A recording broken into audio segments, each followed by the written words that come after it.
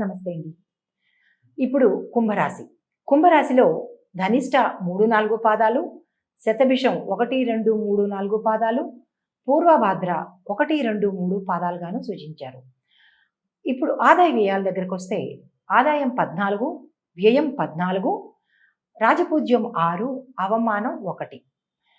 కందాయ ఫలాలు ధనిష్ట నక్షత్రం వారికి 4, 2, 1 గాను, శతభిషం నక్షత్రం వాళ్ళకి 7, 0, 4, పూర్వభాద్ర నక్షత్రం వాళ్ళకి 2, 1, 2. మూడో ఇంట్లో కుజుడు, 4లో రవి, బుధ, శుక్రులు ఉండడం వల్ల ఇష్ట కార్యాలు నెరవేరుతాయి. ఉత్సాహం, ఆరోగ్యం చాలా బాగుంటుంది.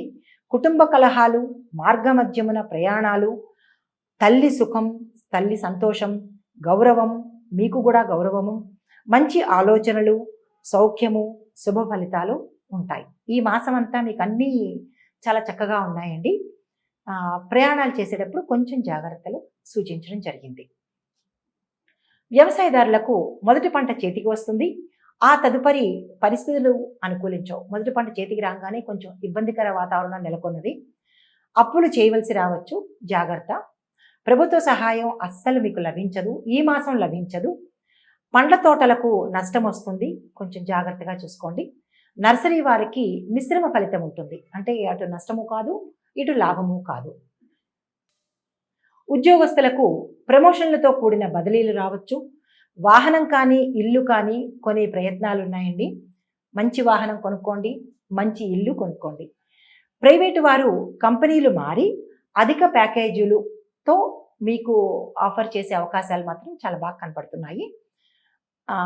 కొంచెం మంచిగా చూసుకొని, అంటే ఇక్కడ మీకు అన్ని లాభాలే కనబడుతున్నాయి కాబట్టి కొంచెం సంయమనంతో వాటిని మంచి లాభాలని అందుకోండి.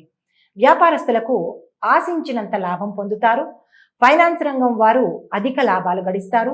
జాయింట్ వ్యాపారస్తులు రాణిస్తారు. సరుకులు దాచేవారు ఎక్కువగా బాగుపడతారు. తదుపరి రాజకీయ రంగం. ప్రజలతో కలిసిమెలిసి వారి సమస్యలను పరిష్కరించి మంచి పలుకుబడి ప్రజల్లోనూ అధిష్టానంలోనూ కూడా సంపాదిస్తారు. నామినేటెడ్ పదవులు, మీరు ఏదైతే అనుకుంటున్నారో నామినేట్ చేసిన పదవులు మీకు వరిస్తాయి. శత్రువులు కూడా మీకు మిత్రులుగా మారిపోయి మీకు సహాయ సహకారాలు అందిస్తారు. తదుపరి విద్యార్థులు చదువుపై శ్రద్ధ కలిగి కష్టపడి బాగా చదువుకుంటారు. ఎంట్రన్స్లో మంచి ర్యాంకు సాధించి మీరనుకున్న కాలేజీల్లో కానీ, మీరనుకున్న ప్రవేశ పరీక్షలు కానీ, మీరనుకున్న కోర్సుల్లో కానీ జాయిన్ అవ్వడానికి మీకు ఈ మాసం చాలా బాగా కలిసి వస్తుంది. సూచనలు: ధనిష్ట నక్షత్రం వారికి మంగళవార నియమాలు, సుబ్రహ్మణ్యేశ్వర స్వామి ఆరాధన, సుబ్రహ్మణ్యేశ్వర స్వామి అష్టోత్తరం చదవడం కానీ లేదా మంత్రం వినడం కానీ చేయాలి, ఉదయం కానీ సాయంత్రం కానీ. శతభిష నక్షత్రం వారు అమ్మవారి ఆరాధన అనుకూలిస్తుంది మీకు. పూర్వభద్ర నక్షత్రం వారు గురువులను నమస్కరించడం, గురు దేవాలయాల్లో గురువారం నాడు గుగ్గిళ్ళు పంచండి. ఎక్కడైనా గురువారం సాయిబాబా గురు ఆలయం కానీ లేదా దక్షిణామూర్తి వారి ఆలయం కానీ ఏదైనా గురువుల్ని సందర్శించడం, లేదా అంటే ఏదైనా గురువులకు సంబంధించిన ఆలయాలకు సందర్శించి గుగ్గిళ్ళని మాత్రం గురువారంలో పంచండి. గురువారం రోజున గుగ్గిళ్ళు పంచండి, మీకు అనుకూలంగా ఉంటుంది. సర్వే సర్వత్రా జయాలు కలుగుతాయి.